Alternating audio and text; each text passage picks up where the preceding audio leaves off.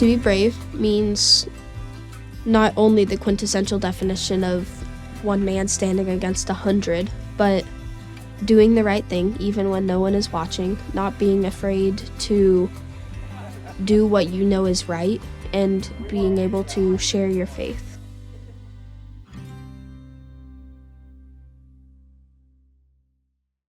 Brandon was a healthy, active 6-year-old boy. In fact, he had just finished playing his last baseball game of the season, and we had noticed he had a little dribble, so, maybe start of a cold or something.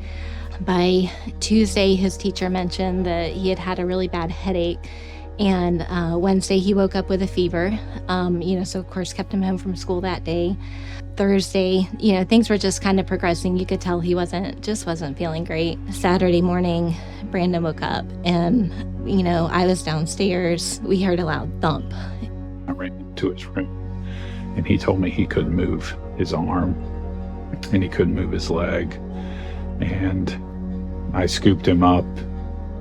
At that point we did take him, and I remember carrying him into the emergency room and telling him, what was going on, and just a complete feeling of helplessness.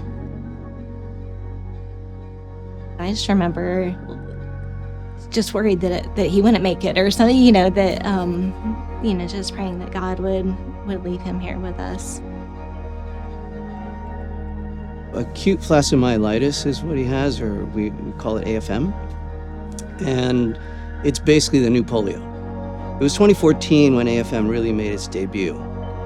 And Brandon, he was kind of the second year of acute flaccid myelitis that we saw in the U.S.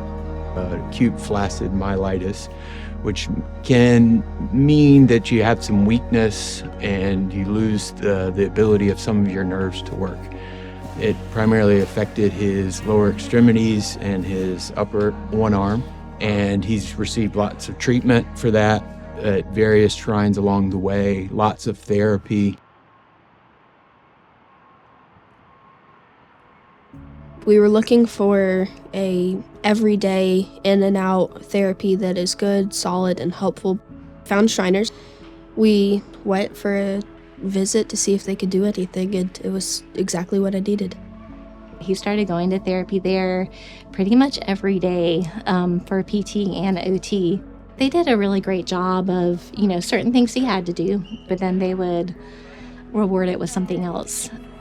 The hardest thing I've ever done was learning to walk again, not only physically, but also mentally. It was one of the hardest, yet most rewarding things, realizing that I can be normal and I can have an opportunity at a life like everybody else, and not have to be wheelchair bound. As a 6-year-old, it was a really, really big thing to be able to just even do something as simple as walk.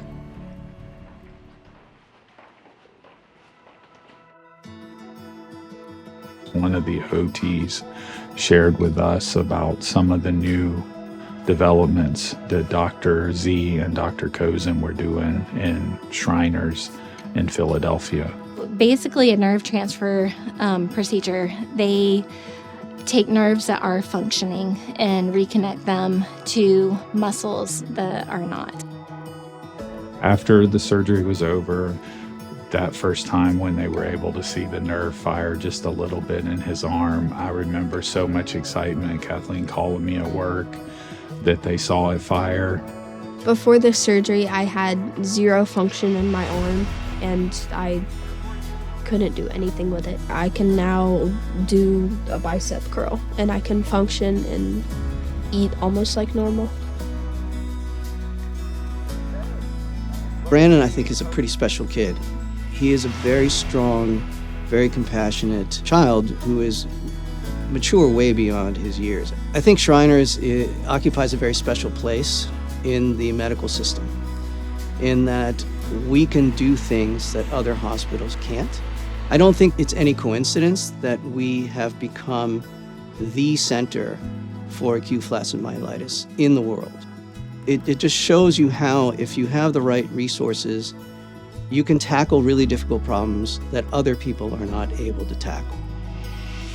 The difference between Shriners and a normal run-of-the-mill medical facility is the feeling of home that you get. I've never been anywhere that I feel the same way I do at Shriners. Everybody knows you. Everybody is doing their absolute best to make sure that you get what you need. And that is one of the greatest feelings.